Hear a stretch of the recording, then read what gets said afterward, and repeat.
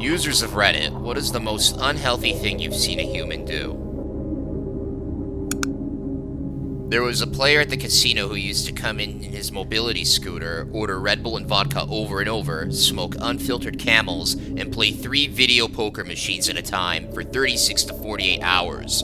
He weighed 380 at least, hated the entire world, and ordered food only from the fried chicken place. One day I went to wake him up and he was dead, so I'd go with that.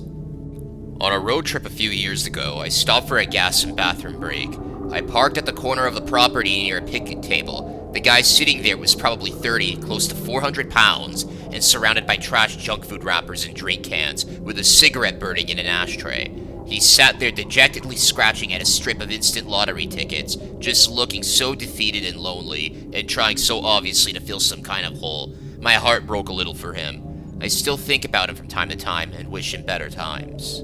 I used to be morbidly fascinated seeing people on London mornings waiting for the bus to work with a breakfast of a Red Bull and a cigarette. Even after the massive weekends I was having at the time, this seemed to be the epitome of unhealthy. Saw a guy chase 6 energy drinks with a cigarette and call it breakfast, while saying sleep is a scam. I'm convinced his organs have a group chat to plan their escape. I worked a summer of HVAC 20 years ago with a guy who drank 2 Monsters at breakfast and lunch, so 4 total, and smoked, and only ate 1 meal a day after he got home for dinner.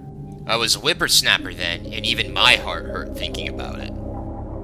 My little brother in his early 20s just had a kidney stone from living like this, specifically only drinking energy drinks and smoking weed. Now he knows you gotta get water and sleep if you don't want to piss blood.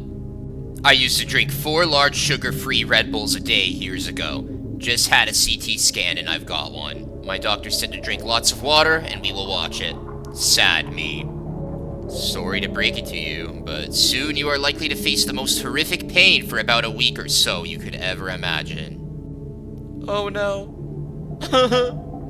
Good luck. And if your lower back starts aching badly, it has begun. Be prepared to have to go to hospital. I don't think most people stay overnight, but I'd recommend packing a hospital bag in advance just in case. Once when I was in community college, my professor was out for a week because she had to get a kidney stone surgically removed. At first, we get emails a couple times like, hey, I'm recovering and we'll be back in class very soon. And then one day, some guy showed up and he was our new permanent replacement professor. This sounds like the opening scene of a new horror movie, Night of the Living Kidney Stones. The movie poster tagline, will you pass it or pass away? I work on construction sites. This guy buys 6 Cokes, 6 beers, and a pack of 12 hot dog sausages. Morning break, 3 sausages, 2 Cokes. Lunch, 6 sausages, 2 Cokes. Afternoon break, 3 sausages, 2 Cokes. End of day, 12 beer. He did that for years, every damn day. His poor toilet. Turn off their oxygen tank so they could have a smoke. That's real dedication. At least they had the forethought to turn it off before lighting up. My grandfather was on oxygen and my grandmother was a smoker. She started going outside to smoke because of the oxygen tank, not because he needed one. She was absent-minded and he was always afraid that she, out of habit, was just gonna light up. I used to browse an emergency doctor forum. Someone told me of a limited mobility patient who came in after smoking while wearing an oxygen cannula, which somehow ignited the inside of the tubing, shooting oxygen-fed final fire directly into their nostrils for an extended time. I'm an emergency room doctor. I get one of these roughly once a month. People are dumb. I know someone who blew themselves up like this. Wouldn't turn off the oxygen, just shift the mask up to the top of her head for a smoke. And blew herself up. My dad didn't turn off the tank. Whoosh bam. He died after basically self-immolating via Longbeard ablaze. 89-year-old grandma and 3 firefighters got thrown far, but we're okay. It took me ages to be able to even light a candle without big feelings. My parents' neighbor just blew up their house because they lit a joint with their oxygen mask on. The woman had been warned about it. She's in her 70s and dealing with 3rd-degree burns. She was lucky to be pulled from the house fire by a neighbor since she lives in a very rural area. The house and her pets were gone in like 45 minutes. Pour Mountain Dew into a baby bottle and hand it to their toddler. Straight to jail. When I worked at Starbucks, one that will stay with me was the day that a mom ordered a coffee-based frappuccino for her 2-year-old, and the sticker said personal cup, and the personal cup was a sippy cup because she won't drink it otherwise. So why the fuck are you force-feeding your toddler a frappuccino? As a school principal, we had to add to the student handbook that parents could not send Uber Eats and food delivery lunches to the children. Kindergartners were getting frappuccino orders in middle of class time, or first graders getting steak that the parent expected the teacher to warm up and cut into small pieces. I'm in LA. Not sure if this is an issue all over the US. Parents are constantly texting and calling their kids during class time. This is more common than people realize, and many kids end up suffering. It sickens me. Tooth enamel ranks 5 on the MOHS hardness scale, meaning it's about as hard as steel. Yet carbonated drinks can be so acidic they can erode it over time. That's scary. Story time. I'm a social worker. We had 2 kids whose mom was literally only giving her kids pop in bottles and potato chips. When we got them to a dentist, she said she had never seen such rotted teeth in all her 27 years as a dental surgeon. Horrific. A friend of mine is a social worker and told me of the case she had where the parents would provide their 5-month-old with Coca-Cola in a bottle regularly. She educated them about the baby's nutritional needs and the harms of what they were currently doing. When she returned 2 weeks later, the parents ushered her into the house with joy, excited to show off the changes they had made. They had switched to Diet Coke. I once watched someone with a food addiction shoving food into their mouth so fast they hadn't chewed what was already in there, and some fell out when they opened their mouth to take more bites. They started shoving the food in with their fingers and kind of compacting it so they could chew. They were also shaking the entire time they were doing it and snorting because they could barely breathe. It was horrific. Yes, we've all been to Golden Corral. Oh, I've seen worse. I was on a road trip across the Midwest about 15 years ago and liked eating at local non-chain places. There was this buffet by I-70 and I thought, why not? My first red flag, which I ignored, is that it was by the highway but away from any towns. I've had some really good barbecue at places like that and the parking lot at this place was full, so it must be good, right? But I should have realized that, at the time, there were 2 kinds of places in Kansas that operate on the highway away from any towns: roadside zoos and porn stores. These were places where people went to experience strange smells and hide their shame. This buffet, the cashier seemed surprised that I walked in wanting to eat. The food was okay, I guess. Too much fake butter drenching everything, but whatever. As I ate, I looked around and realized 2 things. 1, I was the skinniest person in there by at least 200 pounds. And 2, it smelled like musty basement and sweat. Like unwashed skin folds. It was a buffet that specifically catered to feeders. This was essentially a fetish club, and yes, some people were moaning. Good lord, that sounds awful. I worked at GC 10 years ago as a server. If folks saw what is going on with food prep and overall cleanliness, they would never, ever eat there. The worst for me was the dish guy who had an open infected sore on the back of his head where his wife had ripped one of his dreadlocks out. It was about the size of a golf ball, and it leaked green pus all down his back. He scratched at it constantly. And then he touched all of the dishes and silverware. The last time we went to GC, the pig trough, a woman came in to eat with her 2 children. As she was talking to the servers, it was evident that she worked there. She asked the server to bring her a cup of hot water. Then, she used it to clean the silverware before she would let the kids eat. My dad smoked 4 to 10 packs of cigarettes a day, drank a 12-pack a day, ate a combination of sit-down and fast food at all times with beanie weenies as well, slept about 4 hours a night, and at one point was whoring around with, by his claims, 14 prostitutes. This went on for most of 30 years. He stopped the smoking and drinking after his second near-death experience. The prostitute situation kind of dwindled in the 2010s. He rotates between 3 or 4 women, depending on who's pissed off at him. He's also had recurring skin cancer for 23 years and spent 3 years in prison, which did blunt the drinking. He had a buddy supplying him cash for smokes, though. He's dangerously close to living an average lifespan, which begs the question, just how long would this medical Highlander have lived if he didn't spend 30 years trying to kill himself? Oh, and he's extremely anti-weed. He fired his mate over what he thought was a weed vape. Google said it was a nicotine vape. 10 packs of cigarettes a day is wild. That's like smoking an entire cigarette every 7 minutes for 24 hours straight, lol. Must have been smoking 2 at a time. It would go that he'd have one lit, it might get left on his table, then he'd light one in the living room. When he'd step out to smoke when we did shows, he'd chain smoke an entire pack in one 45-minute to an hour session. Only time his lungs worked right seemed to be when he was hoovering the fuck out of the cancer stints. With 4 hours of sleep, that was 200 cigarettes in 20 hours. One cigarette every 6 minutes and still finding time to down a 12-pack. I felt horrible if I smoked a half-pack in a day. JFC. I don't know how some people can do this shit.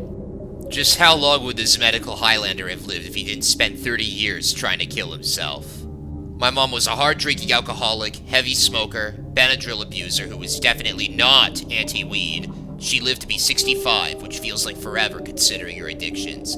Her mother, and her mother after her, my grandma and great-grandma, lived to 99 and 100 respectively. My grandma had 6 sisters, all of whom lived into their 80s and beyond. The oldest lived to 102. I think the major thing keeping my mom alive for so long is our maternal longevity genes. I'm currently 42, 8 years sober, and I've never been a smoker. It's kind of cool knowing that if I take good care of myself, there's a real chance I haven't lived even half my life yet. Medical Highlander is my new favorite term. I was behind a person in a drive-thru once. She was in an SUV and it sagged on the driver's side. Half expected the suspension to break. She ordered a medium ranch dressing. The person taking the order was understandably confused, so the lady figured it would help to scream her order. Finally, she said a medium drink cup filled with ranch dressing. She pulled over to the side after she got her food. I passed her on my way out, and she was taking a huge bite of her burger and drinking the ranch as a chaser, like it was actually her beverage. I have not eaten ranch dressing to this day. I was parked in a Walmart parking lot somewhere in the Fort Lauderdale area while eating some lunch on the way to the Florida Keys while on a road trip. I saw a guy that had just come out of the store walk into a brushy area about 15 feet wide between the parking lot and the main road. He took a can of compressed air out of his Walmart bag and huffed it until he got so dizzy he stumbled and fell over into a bush. I lost sight of him and was wondering if I should check on him or just call 911. About 5 minutes later, he got up, looked around, pulled his Walmart vest out of the bag, then presumably went back to work. Yup, when I worked at Best Buy, literally all the canned air that got ordered ended up getting stolen that week. You know, the kinds you use to clean out your keyboards and stuff, but tweakers would steal it to get high. I needed compressed air to clean dust out of a graphics card, and I had to go to 3 different stores just to find a can, and I got carded when I bought it. Is that why the shit is so expensive now? A single can of off-brand duster going for $20 is wild. I worked at Starbucks in college. We had a morbidly obese woman come through the drive-thru every weekday morning. Her order: venti 6-shot white chocolate mocha with 11 pumps of syrup, whole milk, coat the inside of the cup with caramel sauce, whipped cream. I believe we calculated it to about 1,500 calories. Edit. Friend found a calorie calculator on Starbucks, and this is actually closer to 600 calories. Not sure if the syrup formulas have changed, our original calculations were wrong, or maybe she was coming through a couple times a day and I only saw her in the morning. 1,500 calories is still stuck in my head. Still not healthy. I seem to remember her getting pastries too, so maybe that was it. I don't know. I'm old. My memory ain't what it used to be. Working at Starbucks really solidified how caffeine and sugar addicted America is. This is not a far-off recipe for some regulars I've had. The craziest shit to me is the people that order 18 sugar-free sugar packets or 8 pumps of sugar-free syrup to everything they ingest and think they're really not fucking something up in their bodies. Just get the damn 2 to 4 pumps of regular syrup and be honest with yourself. Had a guy that would come into the line that would order a tall coffee with 15 Splenda. Like, WTF? By that point, it was 15 Splenda with a splash of coffee. You hear about eyebrow blindness, lip filler blindness, tan blindness, etc. I think it's the same concept. They've lost track of what actually tastes good because they're so focused on sweeter is better.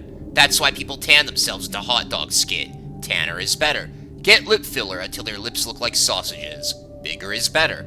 They've lost their ability to calibrate where the line is.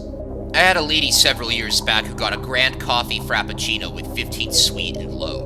We tried what was left over in the pitcher. It was horrific.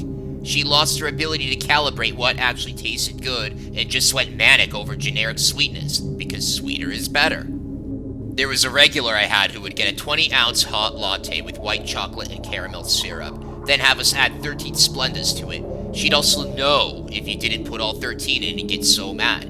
You basically had to show her that you were putting all 13 in. So crazy. When I was working at Tim Hortons as a teenager, we had this one guy ask for 10 creams and 10 sugars in his coffee in the drive-thru. There was barely enough room for his coffee. We are sure it was a prank or someone getting dared by their friends, but damn.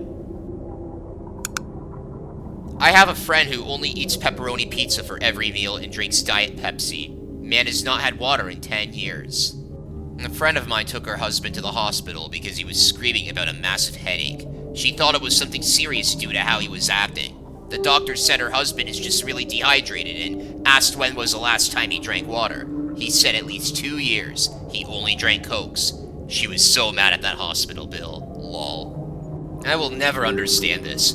4 hours without water and I'm like SpongeBob the first time he went to Sandy's. Unbeknownst to the rest of the family, my idiot brother spent nearly 3 years on a similar, almost exclusively pizza and Mountain Dew diet. One day, on his way to Domino's yet again, his muscles just stopped responding to his brain and he collapsed in the middle of a crosswalk. Someone got out of their car, dragged him to the curb, and called 911. The responding EMTs found him lucid, in arrhythmia, and with critically low blood pressure. Then, just as they wheeled him into the ER, he started having seizures. The ER doc later said he had never seen electrolyte values that low on someone who lived. Even though they immediately pumped him with sucrose, electrolytic fluids, and vitamins and got him lucid and functioning again in short order, by the time the episode struck, his metabolism had been so deficient in micronutrients for so long, he was subsequently diagnosed with spinal rickets, liver damage, kidney damage, hemorrhoids from chronic constipation, a broken ulna caused by the seizure snapping one of his calcium-deficient bones, and a displaced jaw and concussion from his noggin hitting the asphalt when his lights went out. He was eventually sent to an eating disorder clinic, thank God for Canadian healthcare, and managed to straighten himself around over a couple of months of therapy and counseling. He now limits himself to 1 medium pizza a month, avoids soft drinks entirely, and has adopted a reasonably varied diet. What I'm doing right now, staying in bed all day doom scrolling on Reddit. Me too, dude. Not the worst I've done to myself, but depression is, well, depressing.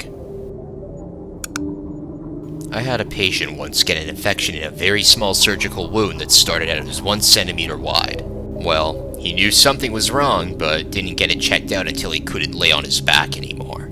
He had a flesh-eating bacteria called necrotizing fasciitis that ended up eating his skin from the middle of his thighs all the way up to his middle back.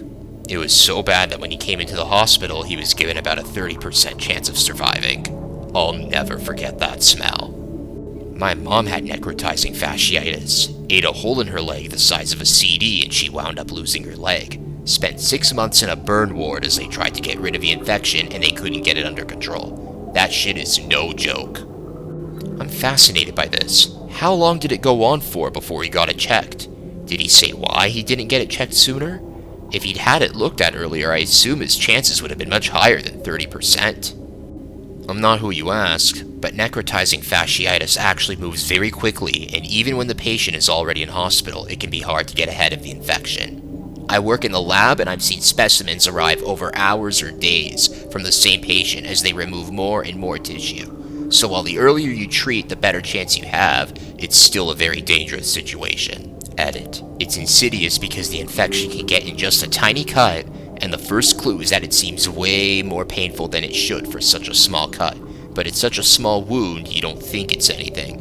And then by the time the pain is truly unbearable and you realize it's time to go to the hospital, it may have progressed to a point where you're losing a limb to keep the infection at bay. I lost my leg to this. It was misdiagnosed as a sprained ankle. Still have no idea how I got it, which is terrifying. The CDC flew up from Atlanta to figure it out. Someone with such unmanaged diabetes that they have had 6+ surgeries removing toe after toe, chunk of foot after chunk of foot.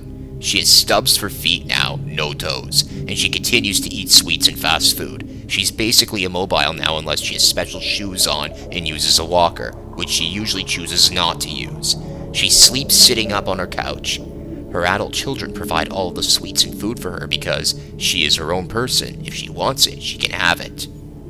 Edited to add, she had a quad bypass a year and a half ago, and multiple people brought her cookies and jams in the hospital. This hits too close to home. My dad was like this. Didn't manage his diabetes, so he developed kidney disease, high blood pressure, and heart disease. He was constantly admitted to the hospital for congestive heart failure and foot wounds, which eventually led to the amputation of some of his toes. He had a major stroke at age 54. He had to learn to walk and talk again. He wasn't the nicest when he learned to talk again. He demanded us to bring him fast food and soda in the hospital. We eventually got banned from bringing him anything because he couldn't swallow correctly, and the soda was too thin, getting in his lungs. You can imagine how irate he got after that. He needed a new heart and was put on a transplant list. I don't know how he did it, but he survived and pushed through to live to see 60.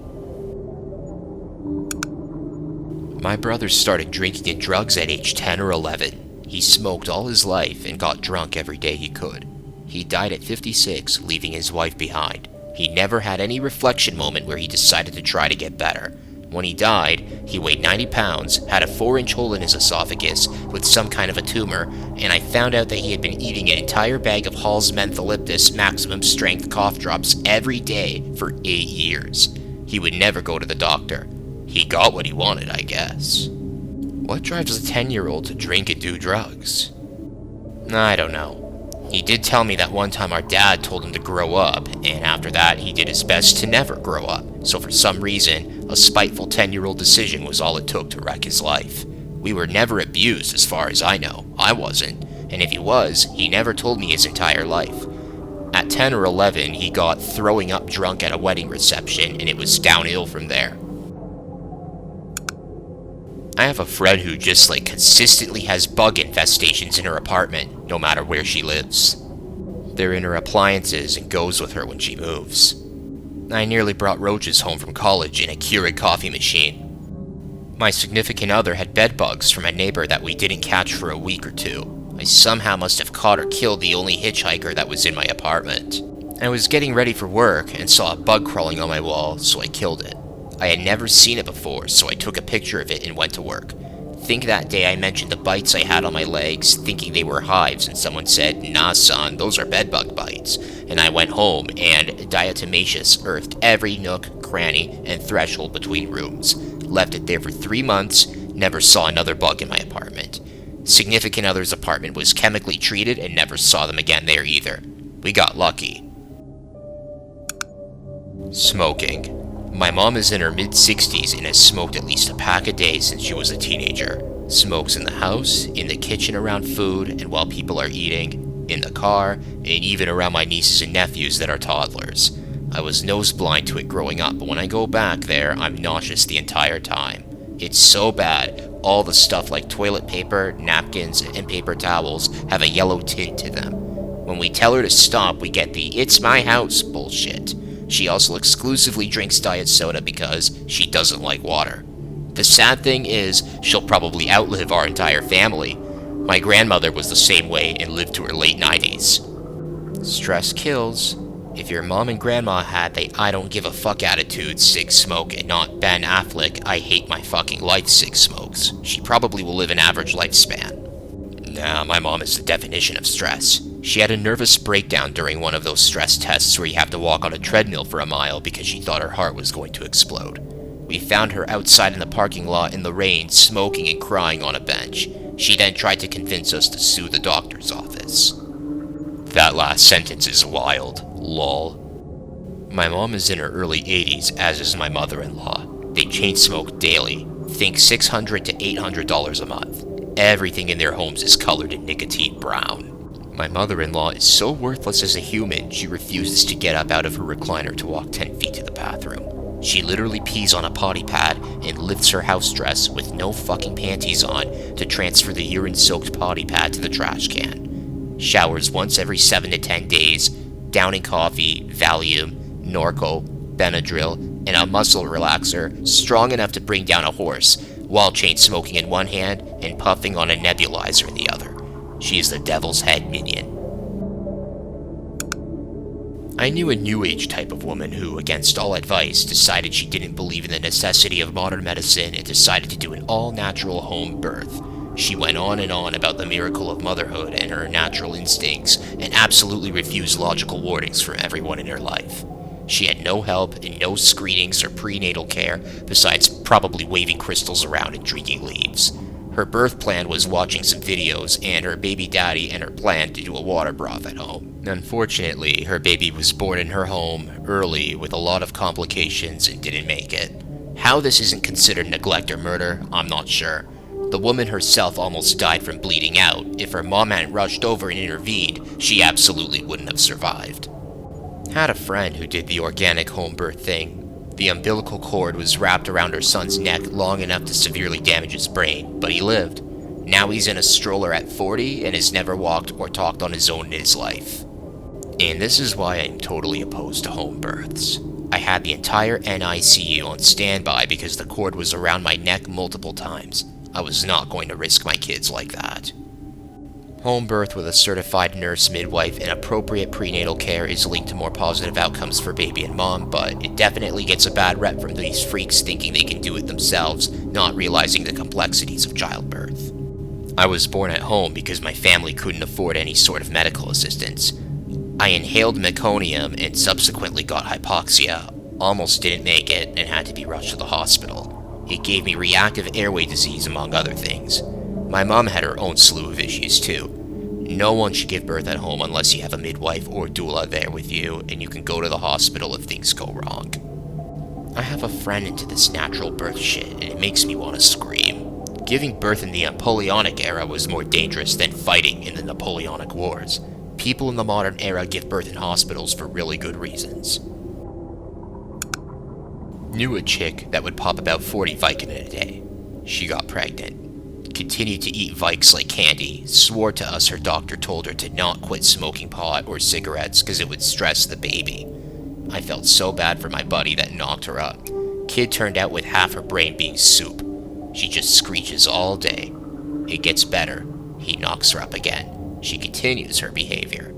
New kid needs to wear a helmet because his head flat spotted because she just left the little guy laying on his back all day and did nothing with him. I lost all respect for dude after that. This may be one of the most powerful descriptions I've read about passing on generational trauma, not only emotionally but physically as well. Neither of those kids will ever have families of their own. They're never going to be able to live independently. It will end with them. That's the power of the opioid epidemic. It's fucking brutal. My friend drinks 1.5 liters of vodka nightly. I worked in a liquor store. Many of my regular customers would buy the 1.75 liter half-gallon bottles every single day. One of those guys' feet were so swollen that they looked like elephant feet. There were dozens on the half-gallon-a-day club. Many more on the 0.75 liter fifth-a-day diet. My favorite were the ones who would buy 2 sleeves of mini bottles, that is a full liter of liquor, telling themselves that it didn't count because it was small bottles.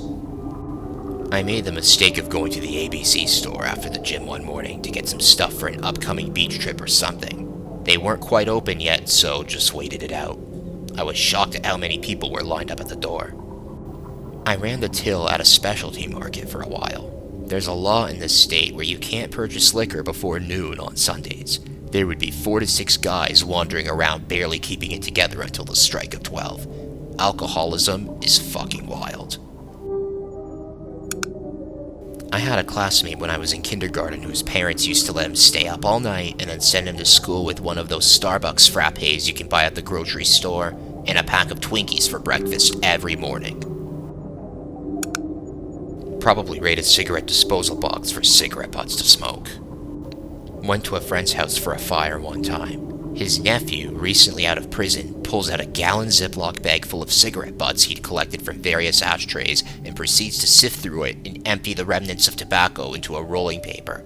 I couldn't believe someone could be that desperate. I told someone to just run to the corner store and buy the dude a pack of cigarettes because that's fucking gross.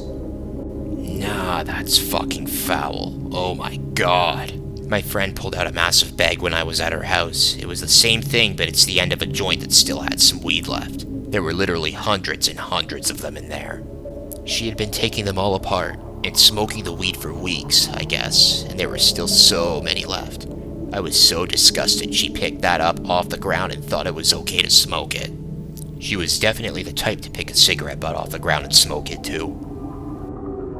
My ex used to do this regularly. He called them refries. He was not homeless, just gross. My mom used to do this. In fact, she would tug me around the town square at like 2 a.m. to empty out the ashtrays and pick cigarette butts out of cracks in the concrete to smoke in a pipe. She also pretty much exclusively ate Cheez-Its, chicken, Dr. Pepper, and coffee. She died shortly after my 16th birthday. I used to work at a gas station, and a dude used to ride his bike up to our door, get off, kneel down like he was tying his shoe, and reach in the butt bucket, 5-gallon bucket with sand in it, to fish out half smokes. I quit that job, moved away for 3 years, moved back, and went to a different gas station down the road from the one I used to work at, and saw him up to the same shenanigans at that one. Pretend shoe tying and everything. Guy was at least in his 40s. I don't know if he had a job, but I assumed so, and couldn't tell you what he spent his money on, but it was never fresh packs of cigarettes. The most I ever saw him spend was 99 cents on Black and Milds. At the water park, I watched in horror as a whole family of heavier adult women sprayed and rubbed cooking oil on themselves while chain-smoking cigarettes. Why the fuck were they coating themselves in cooking oil? To slide better? Could be for tanning. I have heard of people oiling up to tan more. Oh yeah, when I was in college, mid-1980s, some girlfriends and I went to South Padre Island for a weekend and used baby oil to lay out in the sun. We all got blistered and 2 of the girls had to be admitted to the hospital for sun poisoning. That was 40 years ago, and you could still see the outline of the racerback top I was wearing that weekend on my back. On a very hot sunny day when I was little, my younger brother and I decided to go for a swim. As we are both very light-skinned, we were smart enough to take sunscreen with us. Bad for us was that none of us had a second look on what we coated ourselves with. It was body oil. SPF like -100. My brother had severe burnings and wears marks until today. I was a little luckier and only took away sunburn of hell, which peeled off as one big piece of probably multiple layers of skin. A guy at work long time ago before I retired snorted a giant line of asbestos. He was wasted at the time. Trying to prove it's not bad for you, I guess. He was messed up, would walk around with a jungle juice in a coffee cup all the time, drinking it all day. Dead now of drugs and alcohol.